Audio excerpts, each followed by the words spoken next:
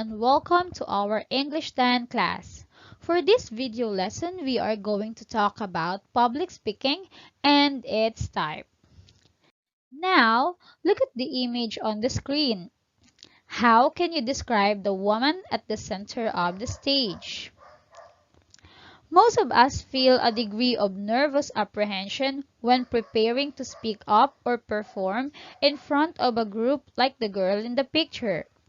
But those who feel nervous and panic in such a situation may be suffering from a form of social anxiety disorder, or also known as social phobia. The fear of public speaking or performance, often called stage fright, exacts a huge toll on self-confidence and self-esteem. This is why we have to overcome this one by learning to improve your speaking or performance skills. Stage fright is not commonly thought of as a phobia, despite its ability to nearly cripple performers of all types. Officially, however, it can be categorized as a subset of glossophobia or fear of public speaking, which is itself a type of social phobia. Now, what is a public speaking?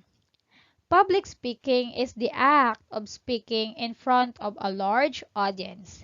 It is also the art of using words to share your information with your audience. How to become a good speaker, or what makes a good speaker according to Aristotle. Let's all remember the first rules of public speech by Aristotle. We have the ethos, or the credibility of the speaker, the logos, which means logical arrangements of words or sentences, and pathos, the ability to create connection between speaker and the audience. To Aristotle, a speaker's most powerful weapon is not logos. It is not his answerable logic, argumentation, insightful content. It was not the eloquence and rhythm of his words, nor was it pathos, someone's passion, emotion, intensity of expression, or full range of body moves. Instead of logos and pathos, Aristotle chose instead ethos, the speaker's character. For him, the speaker's character is very important. For Aristotle, more important than what was said, or how intensely it was said, was who said it. A speaker's character is his or her most persuasive trait. His ethos, comprised for Aristotle of wisdom, virtue, and goodness toward the audience, is what speaks loudest to the people who hear his words. Let's go now to framing a speech. How your speech should go. We should have the introduction, the body, and of course the conclusion. For the introduction, you should add humor, quotations, or even something about your topic. For the body, in this part, you have to elaborate the subject and put relevant examples to support your stand. For the conclusion, in this part, you have to restate the subject or your topic. You also have to summarize your key points. And do not forget to give a statement of the conclusion or your main message. Now, in public speaking, confidence is the number one key to deliver a good speech.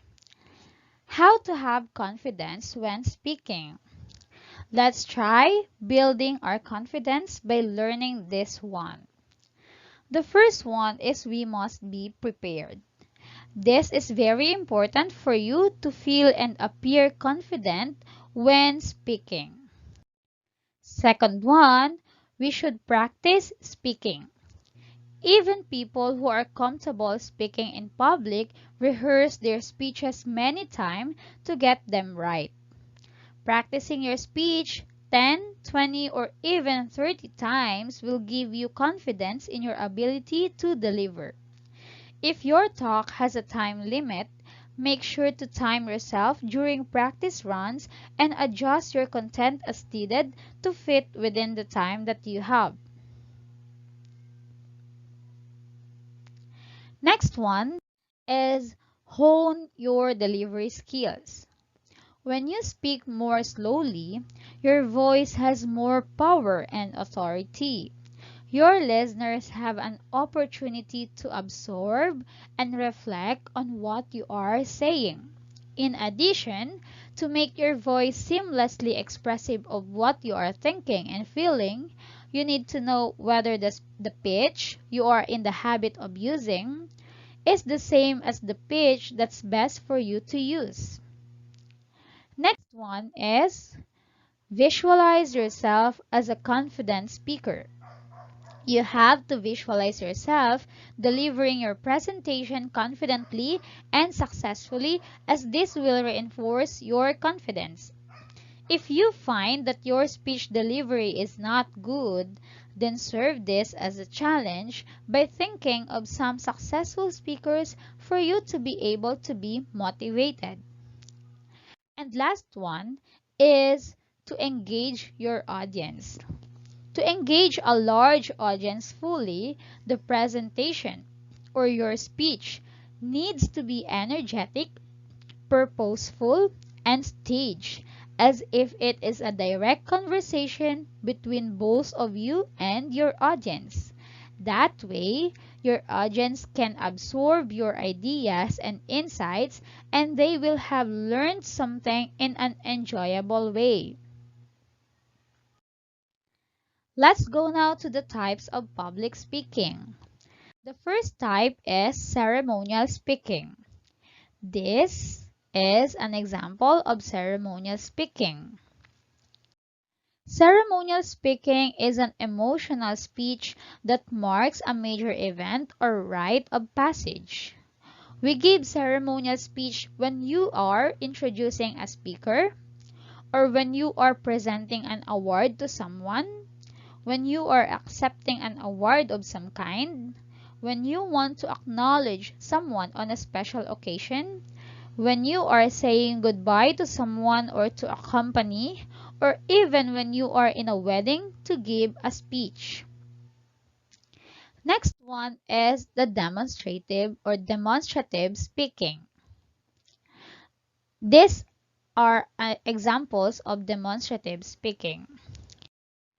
Demonstrative speaking is a form of informative speech where the speaker's primary desire is to teach how to do or complete a task.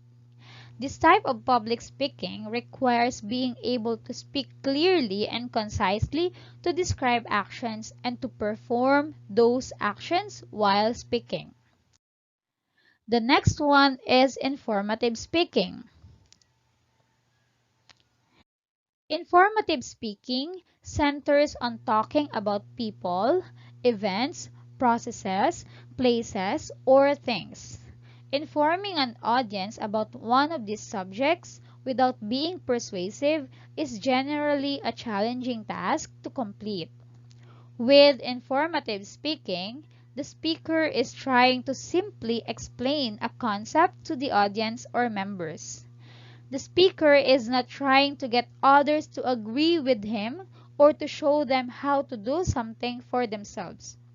Rather, he is disseminating vital information. The last one is persuasive speaking. Persuasive speaking is a definite kind of speech in which the speaker has a goal of satisfying the audience to accept his or her point of view. Politicians, lawyers, and clergy members use persuasive speaking.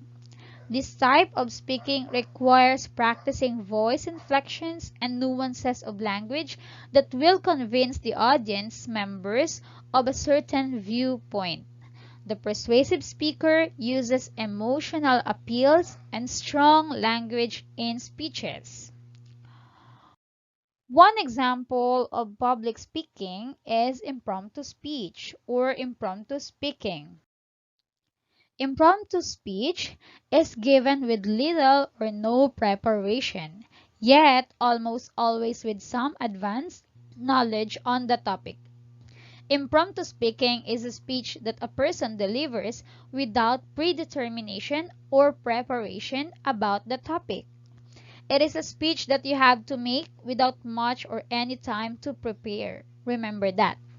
In life, this can happen when you attend special events like weddings or celebrations, or when you are in a meeting and when you were asked for a certain topic. In school, teachers use this to help you develop communication skills and to help you prepare for those future life surprises. To prepare yourself for the unknown, you could practice impromptu speaking so that your brain is trained to think on the spot. And this is what we are going to do for our final output. Thank you, students, for listening. I hope you have learned something about public speaking and its type.